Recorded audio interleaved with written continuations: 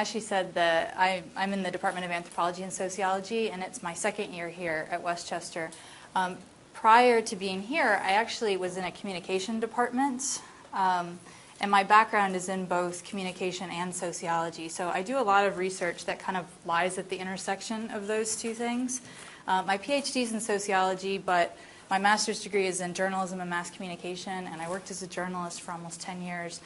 So my research specializations are, technically, social psychology, sociology of culture, and communication studies. But within all of those, I tend to do a lot at the intersection of sociology and communication. Most of my recent research has looked at social and cultural impacts of new communication technologies like social media. I did a series of articles that looked at social media use during the Arab Spring revolutions. So that's kind of where a lot of my focus has been. The stuff that I wanted to talk to you about today is of particular interest to me, especially as I have just developed an undergraduate course called The Digital Self, which is going to be taught for the first time this spring. So I've been dwelling on this topic a lot. I wanted to mention to you that I didn't come up with the topic or the concept of the digital self. It came out of a research article that was published almost 10 years ago by Xinyoung Zhao, who's a sociologist at Temple. So I just wanted to make that clear. But the digital self comes out of a long line of theorizing within sociology, and specifically the area of social psychology. So today I wanted to introduce you to some of that theorizing, the social psychological view of the self, and then kind of move into where a lot of this theorizing is going. To give you a brief overview, sociologists in general are interested in human behavior. So we're interested in what humans do and why, essentially. But in contrast to, say, psychology, which is also interested in human behavior, what humans do and why, we take a very different perspective on it.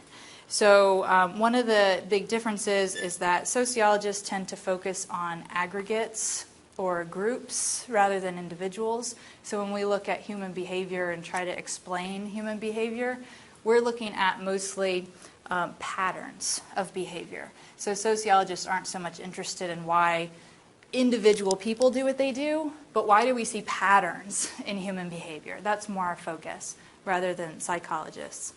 Also, sociologists tend to look outside the individual for explanations. So we're going to look more at particulars of the situation or of the cultural context, the historical context, various factors that are outside the individual that help to explain human behavior.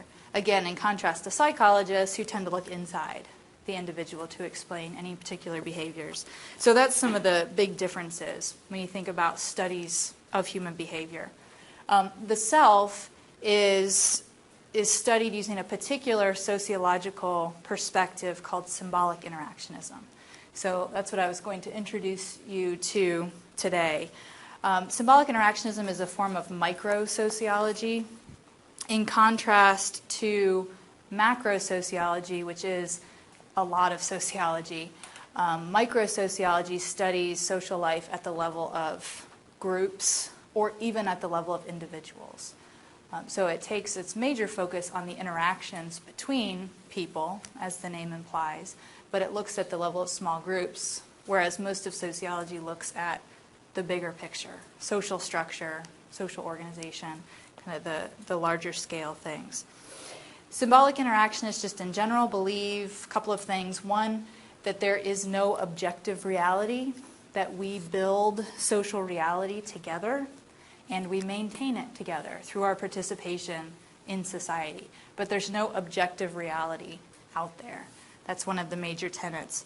Another is that there are no inherent meanings.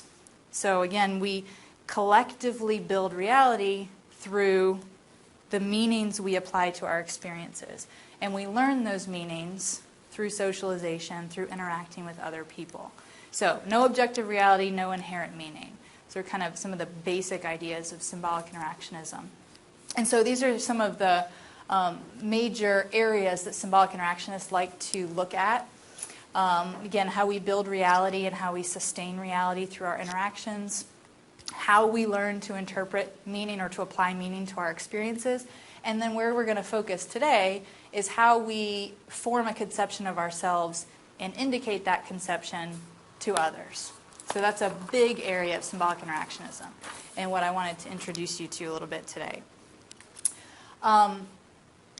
Again, in contrast to psychologists who see the self, or really what they would call personality, as being a stable structure that exists inside the individual and shapes behaviors across situations. Sociologists who study the self see it as fundamentally social and ever-changing. The self is not stable.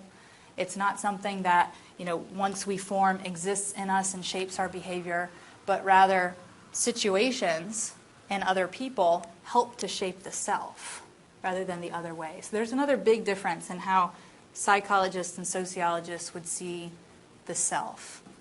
And psychologists would call it personality, but we're essentially talking about the same thing. So sociologists see the self as fundamentally social and ever-changing. Because the self cannot be directly observed, though, we often use the idea of the self-concept to try to reveal the contents of the self. The self-concept generally is just one person's view of him or herself, and that helps to kind of reveal the self since we can't measure it any other way. To help reveal the self-concept, symbolic interactionists for, more than 60 years now have used something they call the 20 statements test. It was developed in 1950 by a symbolic interactionist named Manfred Kuhn, and it's still used quite a bit today. It's very simple, and actually I wanted to ask you to try it out to help reveal the contents of yourself. So if you're so inclined and you have paper or a computer in front of you, the test is really simple. All you need to do is answer the question, who am I? And the reason it's called the 20 statements test is you're supposed to answer that question with at least 20 statements that start with, I am blank. But you're answering the question, who am I? So I am X, I am Y, I am Z. So give it a shot, and even if you don't get 20, see if you can get 10. 10 answers to the question, who am I? Difficulty. Okay, so I wanted to ask you a couple of questions about your list. First of all, how many of you have characteristics that are associated with social roles? Like, do you have things like, I am student, I am parent, I am son, I am daughter, things like that? Okay, everybody has that. What about behavioral characteristics, like I am smart, I am funny, I am athletic, those kinds of things? Most people have those kinds of things as well. Does anybody have physical characteristics, like I am tall, those kinds of things that describe what? Yeah. So things that kind of describe the physical self. Okay, those are all really typical kinds of things that people write down. Is there anything else that doesn't fit into those? Yeah. I noted a couple of things about what I do for work, what I do, what I like to do. I'm a performer, I'm a musician, Okay. things like that. Yeah. In some ways, some of those could be classified in terms of social roles, especially the ones related to work, these kinds of things, and being a performer relates to roles that you play. Okay. Yeah? I said I was a daydreamer and an optimist. Okay. Those are aspects of what symbolic interactionists call your oceanic self. So things like that, like I am a positive thinker, I am an optimist, I am human, those kinds of things they call the oceanic self. Yeah. Any others? Yes? I have some kind of negative ones as well. Okay. I am insecure, one of them, so that's part of who I am, but Sure. it doesn't let me really think of. Right. Yeah. Isn't that funny that it seems like a lot of people are writing down a lot of positive aspects of self? So it's interesting to bring that up as well. And of course, that relates closely to a concept that social psychologists talk about, self-esteem. So that's going to definitely affect your self-concept as well. But all of those things you wrote down are what symbolic interactionists call identities. So your self is made up of lots of different identities. That's what each of those is called. And the fact that most people, when they write down all of their identities, have a lot of social roles incorporated and a lot of characteristics like smart, funny, athletic, optimistic, things like that, really illustrates the social nature of the self. So this gets at that aspect of self that symbolic interactionists really emphasize, that it is social in nature. For instance, if you think about yourself in terms of the roles you play, those are inherently social. Most of our social roles don't mean anything without other roles. So if you say you're student means nothing without other people, right? You can't be a student without other people. You can't have any of your family roles without other people. Being a parent doesn't mean anything without having a child, right? So if you think about yourself in relation to social roles you play, that sort of illustrates that idea that the self is social. Also, so that's part of one of the processes how we form ourself, according to symbolic interactionists, is through those social roles. The second major way that we form ourself is through the feedback we receive from others. So very few of us would think of ourselves as athletic or funny or smart if we never received social support for those characteristics from others, or if we had nobody else to compare ourselves to.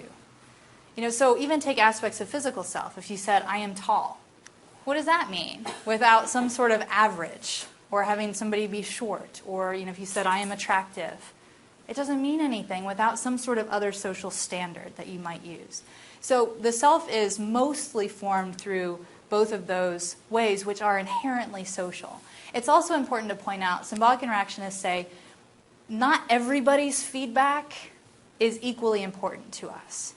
The feedback that we receive from significant others, that's the term that symbolic interactionists use, the feedback we receive from significant others, people who are important to us, family members, close friends, maybe professors, whatever.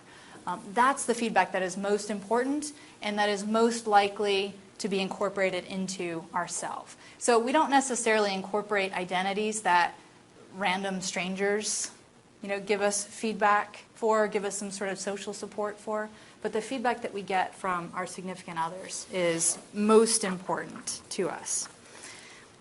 Okay, I want to look at your list again to illustrate this other idea that the self is ever-changing. So symbolic interactionists believe the self is inherently social and that it is ever-changing. First of all, if you're looking at your list again, would you have written that same list 10 years ago? How many of you would have? That list would have been the same 10 years ago. Some of it would, but not that exact list. You think? No? Nothing on that? What about, do you anticipate your list will be the same 10 years from now? I hope not. Yeah. Right, yes. Yeah, we all hope. And so that illustrates one part of it, is that the self, who we know ourself to be, our self-concept, and indeed ourself, changes across time. Absolutely. So we're not the same people we were as children or 10 years ago, and likely we won't be the same people 10 years from now. The self changes over time. But symbolic interactionists also believe that the self changes across situations, even within the same time frame. So look at your list and tell me if you could you order your identities in terms of importance? So if you looked at your list, could you order them from the most important identity down to the least important? You don't actually have to do it, but could you do it, do you think? I don't think so. How many of you think you could probably do it? You've given enough time. So I saw Some people. Steve's presentation just last week, and the order in which mine are written is different from what From they last were week. just a couple of days ago, like a week ago. But first is still a mother, but like social work educator, because here I am sitting with you all in a classroom is much higher than when I was a participant in the workshop. Right, yeah, isn't that funny? So that really does illustrate that idea of how it might change across situation. But you still might have, like you said, you might have one identity that really is the most important no matter the situation. And a lot of times parents do report that that identity is most important no matter the situation. And that's what we call a master identity. But a lot of people have serious trouble with this, trying to rank order their identities or even coming up with a master identity. How many of you fit into that? Like, I can't rank these. Okay, so it looks like about half and half say they could rank them and some say they couldn't. Well, what we find is that most people actually have trouble ranking their identities or coming up with a master identity unless you put the self in context into particular situations. So for a lot of people, they could rank their identities here in the classroom and come up with the one that's most important ordered down. And then changing the situation, say you go home for Thanksgiving, you're sitting at the dinner table, you might reorder your identities again, but you'd be able to rank them again in that situation. And then change the situation again, you go to work, and you could rank order your identities again. That's the situation for a lot of people. So for example, if these were, say, the identities of the self, and I just have 10 here, of course there'd be a lot more. But if these were the identities in no particular order, we might see this as representative of your school self, where in this situation, student is number one, is the master identity, and a lot of the other identities, maybe are ranked a little bit lower because they're not as important in this situation. But your friend self might look something like this. It still contains the same identities, but they change rank order depending on the situation and depending on who you're with. Family self might look something like this, where student loses a lot of importance in this situation while you're playing this role. And then the private self might look different still.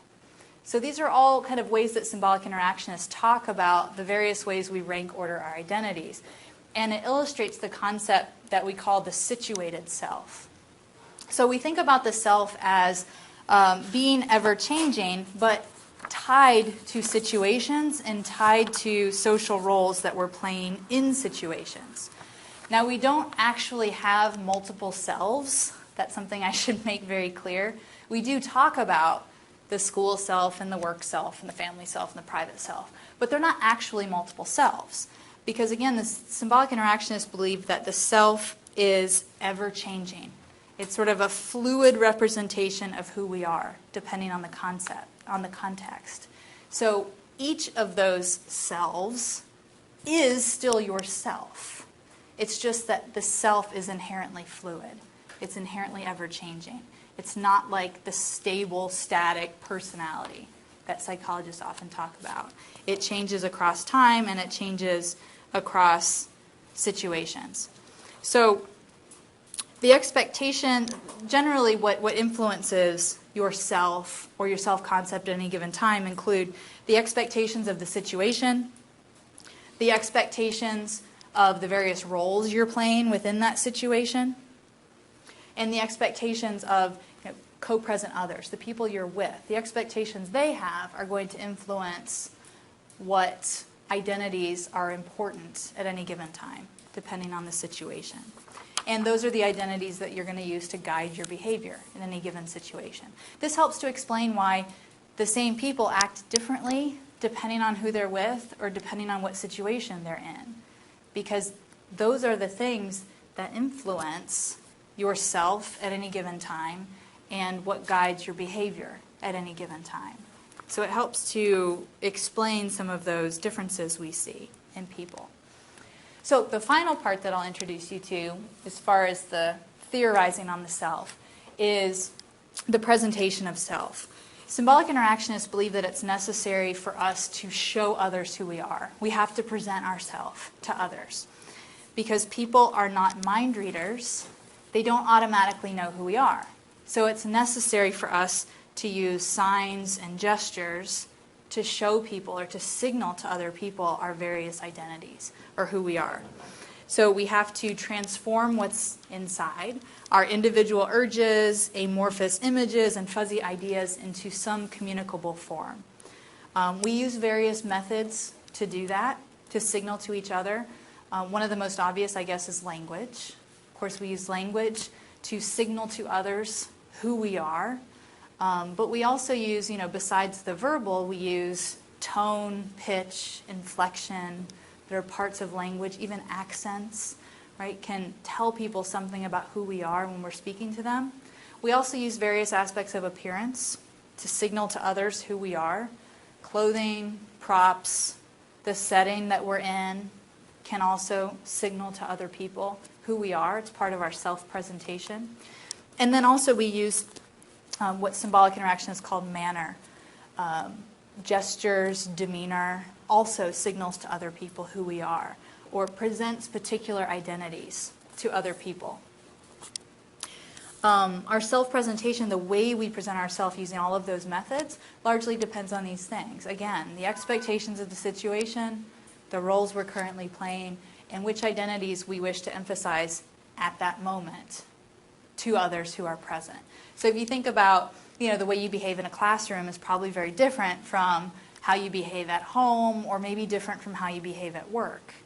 And what you're reacting to are those various expectations of the classroom situation versus the workplace versus home, and the roles that you're playing. Student versus employee versus parent, spouse, whatever. And then, of course, in different situations, we wish to emphasize different identities. So even if you take the classroom setting, there are, of course, expectations of the classroom. Certain behaviors that are appropriate, certain behaviors that are not appropriate. You can't just get up and start breakdancing, even though this would be perfect for it, right? But it's not considered appropriate. It doesn't fit the expectations. And then there's expectations that come with being a student in a situation, as well as being the professor in the room, right? And so our behaviors reflect those expectations, but they also might reflect other parts, other identities that we wish to show. Like, say, if you are a student in a classroom, but you wish to emphasize that you are optimistic or that you're friendly. You can do that in various ways as well, right? Like maybe not putting your backpack on the seat next to you, putting it in front of you instead. That can signal to other people that, hey, I'm friendly, I'm open. I actually didn't even notice that. You never know what you're sending, what signals you're sending to others, because they don't always have to be intentional. Right? So there's various ways that we can show off these different identities, depending on the situation, the roles we're playing, as well as what identities we want others to see about us, the identities that we want to present.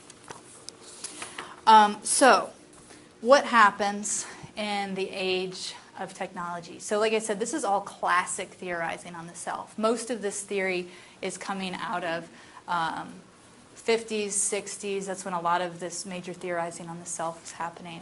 But postmodernists contend that we are undergoing a profound cultural shift.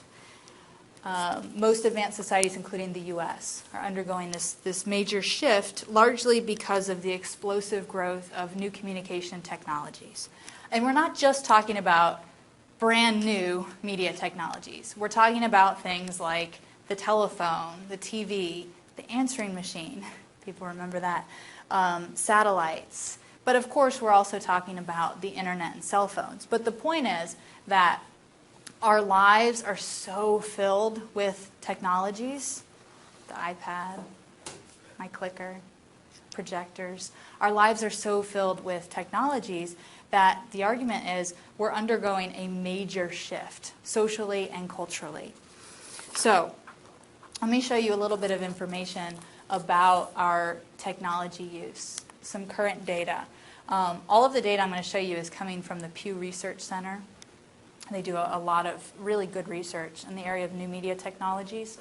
So you can see that as of January of this year, about 87% of U.S. American adults use the internet, and that this has been growing steadily over time. A lot of people expect that to be 100%. It's not quite there yet, but about 87% of American adults use the internet. This looks at the device ownership growth over time. So what you're seeing here is about 90% more than those who use the internet. 90% of U.S. Americans owned a cell phone 58% owned a smartphone as of January 2014. So that's significant, especially in light of the percentage who use the internet. Almost 80% owned a computer, either a desktop or a laptop computer. I have a pointer here. That's computer, that's cell phone. And then you also see that pretty large increases are with tablets in the orange and with ebooks in the green. You're seeing a lot of device ownership slow with MP3 players and game consoles. What do you think is going on with the MP3 players, just by the way? I mean, it like shot up right here, and then it's actually kind of gone down. Yeah. I think the thing is everybody's smartphones now have MP3 Right. players on them already. That's exactly the Like I case. sold my iPod after Yep. I got an iPhone. That's exactly the case, yes. Everybody's just listening to music on their phones. They don't need MP3 players anymore. So that technology is pretty much dead at this point. And you can really see that here, the fact that it's actually starting to decline. They're getting rid of them just like you. Yeah. I did. People aren't, they don't even own them anymore, let alone, I mean, mine's sitting in a drawer. But I still would answer yes that I own it, but even more people are just getting rid of them. Yeah, so that's interesting. But we are seeing, cell phone ownership go up, and particularly smartphone. You see a big jump right here, and it's continuing to rise. So that's an interesting thing that we're seeing here too with technologies. One of the results of this technological growth is that we get this sense of being always on, always connected. And I think that some of these graphs I'm going to show you really illustrate this idea of always on, always connected. The first graph shows you an age breakdown, but collectively, about 44% of cell phone owners say that they have slept next to their phone so that they won't miss anything. So this is distinct from sleeping next to your phone because you use it as an alarm or any of those other things. 44% of cell phone owners have said they have slept next to their phone so that they wouldn't miss anything during the night. They wouldn't miss a call, a text, or any other update during the night. And you see, of course, that this is different depending on the age. So the younger sets are more likely to have said they've done that. More than half of those between 18 and 34 say that they have done this or do this on a regular basis. And then you see over here even more, about 67% of cell phone owners overall say that they find themselves checking their phone for missed calls or missed messages even when they didn't notice any kind of notification. They didn't notice it ring, they didn't notice a light blinking, anything like that. They still are checking. That's 2/3 of cell phone owners say they do that. Yeah. Do you know if you took into consideration like people that don't keep their ringer on? Because like I know I check my phone all the time, but it's because I keep it on silent always. Right, so they would count in They would this. count. Yeah, they looked at all cell phone owners overall. So that's a good point. People who have it on silent are going to be checking it. But even then, usually there's a light or something that indicates you have a message. But you're not alone. 2/3 of cell phone owners say they've done this. And again, it's a little bit more common in the younger sets, but it's not that different, right? Until you get here to the 65 plus. But a lot of people are doing this. Here's another. Wait, did I skip this? This one. Also, we see here a breakdown of what people report as far as getting complaints from others about their cell phone use. So the first one looks at complaints about not checking your phone frequently enough. And you see that, about 1/3 of people overall, of cell phone owners overall, say that other people complain that they don't check enough. 2/3 are checking even when they're not seeing notifications. But a lot of people are saying that's still not enough. You're not checking your phone enough. And even more are saying you don't respond promptly enough to calls and text messages. We all heard those complaints. Especially you're sitting in a 3-hour class, right? By the time you get out of here, are you getting those texts yet where they're like, hello, are you still alive? Even after just a limited amount of time, a lot of people will experience that. And so you feel the need to respond really quickly during the breaks, or maybe quickly or quietly, discreetly during class, because there's that expectation that we're always on. And we actually get complaints from people if we're not. if we're not reachable. And interestingly enough, very few people are complaining that you're spending too much time on your cell phone. So that's an interesting one at all, this third graph. Most people are saying that others don't complain that they're not spending enough time. And then I wanted to show you this graph too. This is from 2012. The previous data was from 2014. I don't know what happened there. This is from 2012, and the Pew Research Center asked people what they liked most and what they liked least about cell phones. You see that it's kind of split a lot, especially for what they like the most, but the highest percentage there is that people say it's convenient. Right? They enjoy the convenience. Second highest, they enjoy being able to call, text whenever, and they like it for emergency or safety reasons. But the largest percentage here, what they liked least, a quarter of cell phone owners said they don't like being always reachable, or this expectation that they're always on, always connected. I especially like the people bothering me, people meaning family and friends, I assume, always bothering me all the time. So people are recognizing this expectation of being always on, always connected, and a lot of people don't like it. It's actually the thing that they like the least. Yet, final graph here, most people say that these technologies would be very difficult to give up. So what you're seeing here, the first line is internet. And again, this chart is only looking at internet users. So this would be the 87% of U.S. adults who use the internet. Of those, 53% say it would be very hard. So this is not including the people who don't use the internet, in other words. Same thing with cell phones. Only cell phone owners were asked this question. How hard would it be to give up your cell phone? And for internet and cell phones especially, people are saying that it would be hard. Especially if you combine the two categories of very hard and somewhat hard. For the internet, we're at what? 73%, almost 3/4 of people are saying that it would be hard to give up the internet at this point. And cell phones, more than half are saying it would be hard, at least somewhat hard, to give up cell phones, even though there are definitely aspects that people don't like. So, symbolic interactionists are interested in what is this doing to us? How is all of this technology use and this just explosion and ubiquity of technology changing social life? A couple of nice things, I think, are that we now have greater ability to maintain relationships across greater distances. A lot of people are able to keep up with friends and family even after moving far away, where it was much more difficult to do that before all of this technology.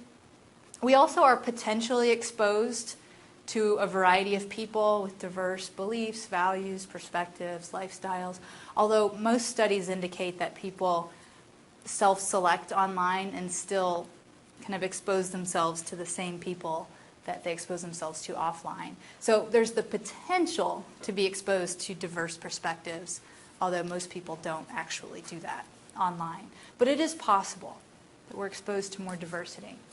But one of the other things that theorists are seeing is that in many ways boundaries are beginning to disappear in social life. Lots of different kinds of boundaries. One of them is our boundaries between social roles. So think about boundaries between boss and employee. In many cases now, you might be friends with your boss on Facebook, or you might follow your boss on Twitter or be connected through LinkedIn or something like that, or your boss might be seeing your Facebook updates. I have a lot of colleagues who are Facebook friends with students, with undergraduate students. So they're connected in those ways outside of the classroom, which is very different from how it used to be, where there were these sort of strict boundaries between boss and employee or student and professor, or lots of other boundaries of social roles. Some of those seem to be disappearing somewhat. Also, some of the boundaries between real and virtual seem to be disappearing a little bit. We can now have relationships with people we've never actually met offline. Good, deep relationships, people report, with people they've never met. Some people even report good, deep relationships with people who aren't real. Characters on TV shows or in films. you can follow on Twitter or a friend on Facebook and have this feeling of connection with people that aren't even real. So this boundary between real and virtual seems to be disappearing somewhat as well. And then, especially important for theorizing on the self, boundaries between our various identities of the self.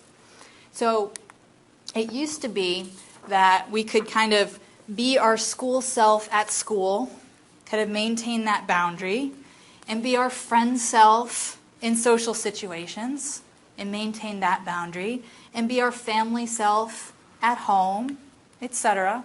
Be those kind of various versions of self in their appropriate context.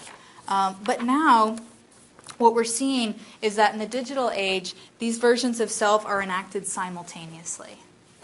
Those boundaries are starting to disappear from different versions of the self. So you experience this each time you get a text from a friend or a parent or a child while you're sitting in class. You're seeing those versions of self being enacted simultaneously. Where it used to be you're in class, you're your student self, period. Now, while you're your student self, sometimes your friend self encroaches in, or your family self encroaches in, and you have to perform all those various aspects of self at the same time. Or anytime you answer an email from your professor while you're at work. Another example of how we're enacting these versions of self simultaneously, which is something very new. We didn't used to do that. We used to have these boundaries between different versions of self. So, how is technology changing the self? Most adults in the U.S. now grew up without the pervasive influence of internet and cell phones. But this is, of course, not the case for the newest generations. Symbolic interactionists believe that the influence of the internet and cell phones is profoundly and dramatically changing the development and the presentation of self, as well as the character of self. Prior to the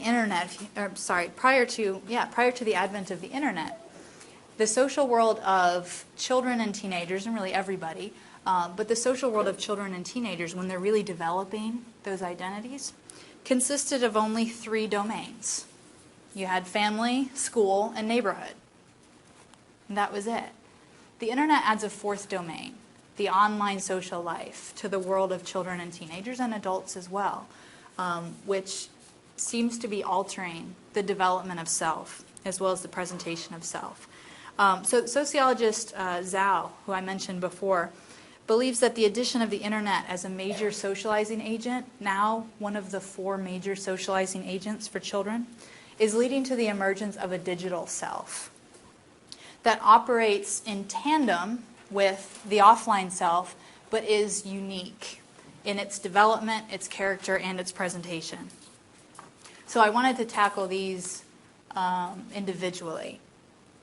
So looking at the development of the digital self.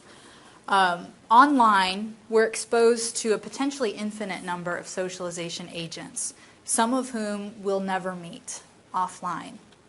For the first time really in human history, anonymous and disembodied strangers can become important socialization agents for us, for particularly children and adolescents, but adults as well. In addition, the absence of nonverbal and environmental cues alters that feedback process that we talked about as being so important in the development of self. So this allows our digital self usually more freedom for self-exploration and self-presentation online that our offline self does not experience. We can try out different identities, and we can receive support from online others for identities that we don't receive support for offline. So there are some differences in the development of the digital self. So going back to our list here, maybe your digital self looks something like this. You'll notice that the digital self is often not just a reordering of the identities of the offline self, but it may actually include unique identities that are not part of the offline self. So typically, our kind of different versions of self are just a reordering of the identities, not necessarily with the digital self. It often does include these additional unique identities that you don't incorporate offline. Looking at the character of the digital self. Now, these are characteristics that Zhao, who came up with the concept of the digital self, explicitly talks about. So Zhao suggests that the digital self is inwardly oriented. And what that means is that the digital self, more than the offline self, focuses on the inner stuff, the thoughts, the feelings, the emotions, the attitudes, the wishes. And mainly this is because the digital self is disembodied. In the offline world, our self incorporates many more aspects of our physical being. And also, when we interact with others in the offline world, people get clues about who we are based on our appearance, based on the physical aspects of ourselves, based on what we're wearing, what we're carrying with us. The digital self doesn't have those cues, doesn't have that physical aspect. And so it tends to be much more inwardly oriented, much more focused on the inside kind of stuff. This doesn't mean that those in cyberspace don't pay any attention to outward characteristics, because oftentimes we do. We post pictures online, we describe ourselves. If any of you remember, like early in the days of chat rooms, it was like the first thing that you had to say when you entered a chat room was, yeah. So age, sex, location, then often what came after that was some sort of physical description. Ask for height, hair color, that kind of thing. So it's not that physicality isn't important in the online world, it's just that the inner stuff tends to be more important compared to the offline self. So that's what inwardly oriented means as far as the character of the digital self. Also, the digital self is retractable in ways that the offline self is not. Unlike in the physical world, in the online world, a given version of oneself can be erased relatively easily. The separation of the self from the body allows individuals to remain unidentified in some ways, which makes it possible to retract an undesirable self without actually having to resort to changing physical location, social uprooting. So the digital self can be erased much more quickly than the offline self. Okay? So that's what retractable is referring to. And then looking at some differences with the presentation of the digital self versus the offline self. Largely because of this retractable nature of the digital self, as well as that altered feedback process, we may feel freer to present identities online that we would not present offline. These might be identities that are more prominent in our private self, or they might be identities that are unique to the digital self, like the trolls. Right? That may not even be factored into their identities in the offline world, but it's something that maybe they present online. This also can be one reason why people are sometimes much bigger jerks online than they would be offline. The presentation of the self is different, largely because it is retractable. It's disembodied. Right? And in some ways you can avoid some aspects of feedback that you can't avoid offline. And then also, to use Zhao's language here, the digital self is narrative in nature. So unlike in a lot of face-to-face interactions that we have, we are obliged in the online world to provide some sort of self-description to others. So just like with the ASL, when you enter the chat room, we are supposed to tell people something about ourself in the digital realm. This process requires us to take a very careful look at ourselves and seek to articulate particular aspects or identities of ourselves that we want others to know. So often it is a more reflective process online, where we think very carefully about what do we want to present, much more carefully than we often think about offline, although we do think about it a lot offline. But we spend even more time reflecting and thinking about it online. We present ourselves online in a variety of ways. So just to name a few examples, the screen names or handles that you choose to use say something about yourself. And I remember back in the day it was more likely to not use your real name in your screen names or your handles or your email address. But you still used something that said something about yourself. or a particular identity that you wanted others to know about you.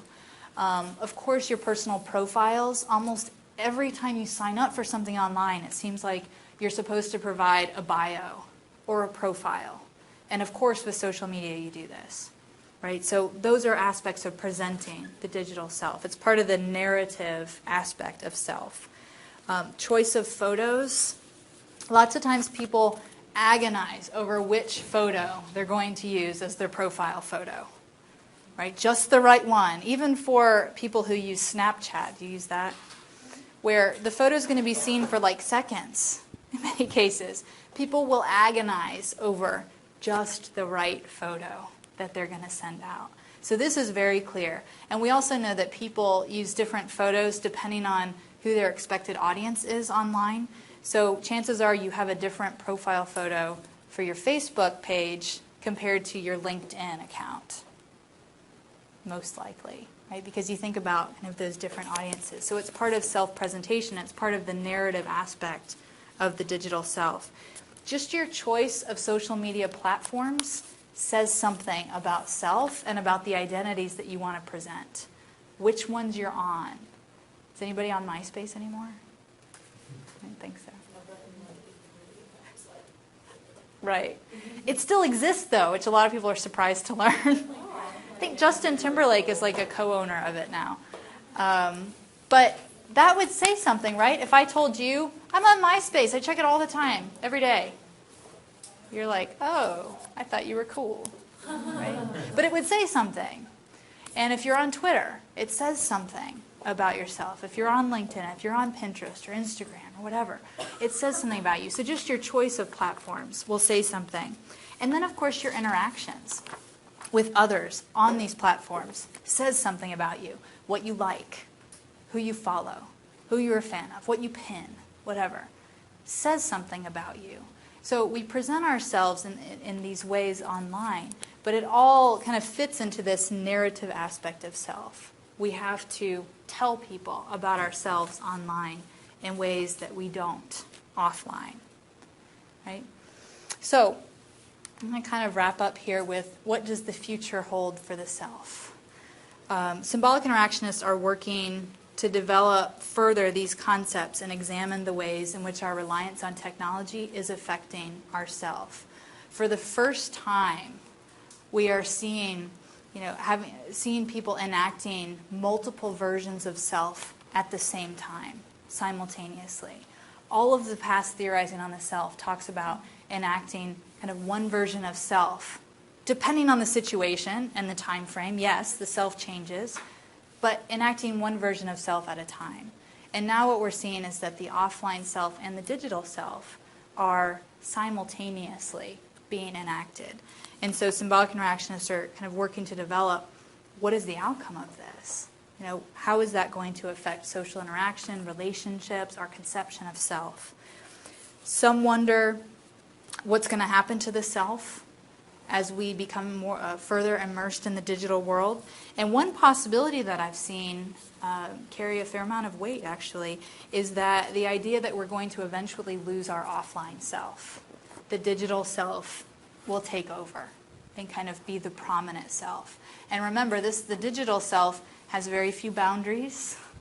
Right? It doesn't have those boundaries between different versions of self or different social roles. So you can imagine that social life would be very different if the digital self kind of took over.